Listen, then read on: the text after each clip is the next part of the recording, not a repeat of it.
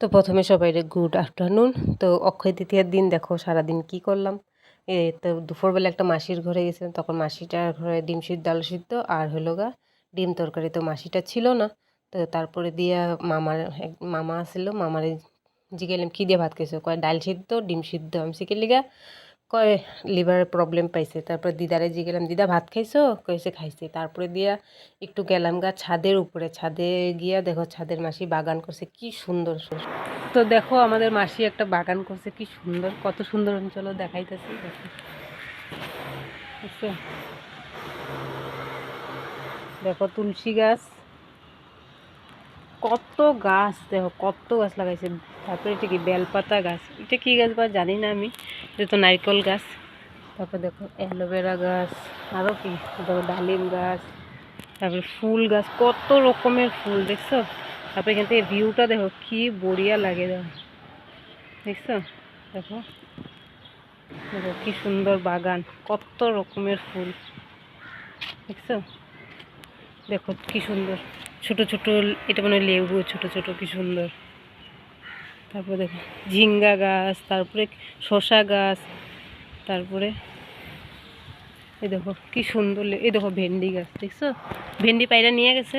দেখো লেবুটা কই, লেবুটা কই দেখলাম জানি, এই দেখো লেবুটা দেখছো।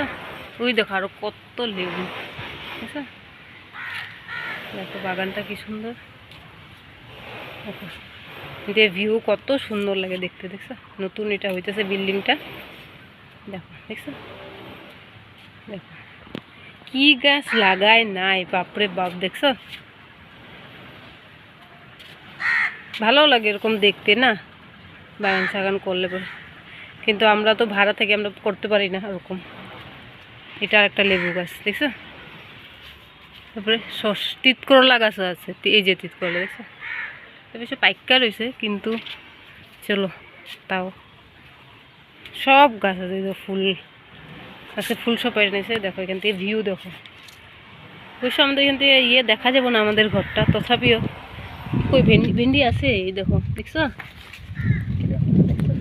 এগুলা গ্রামে বেশি দেখা যায়, তাও এখানে যে করছে এই মাসিটা দেখতে কত ভালো লাগে। টমেটোগুলো কি সুন্দর পাইকা পাইকা ছিল, কিন্তু এই তো কাঁচা রয়েছে এখনো, কিন্তু বড় হয়েছে দেখছো।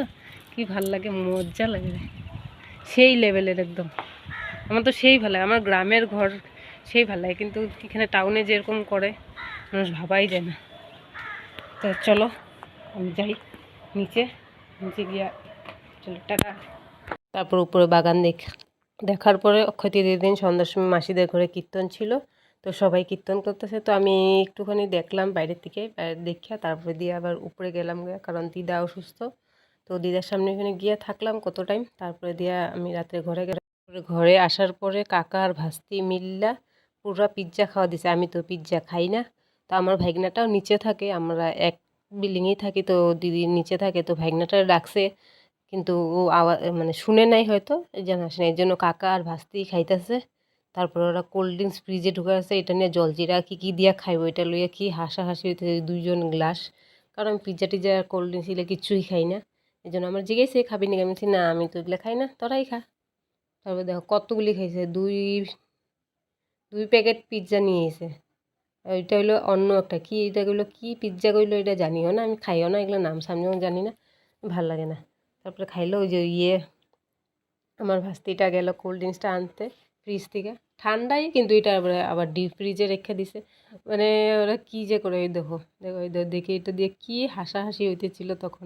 তারপরে আমাদের নিচের ঘরে রাত্রে বার্থডে ছিল, তো ওই বার্থডেতে গিয়া তারপর রাত্রে 10টার সময় এসে ঘরে রান্নাম টাটা।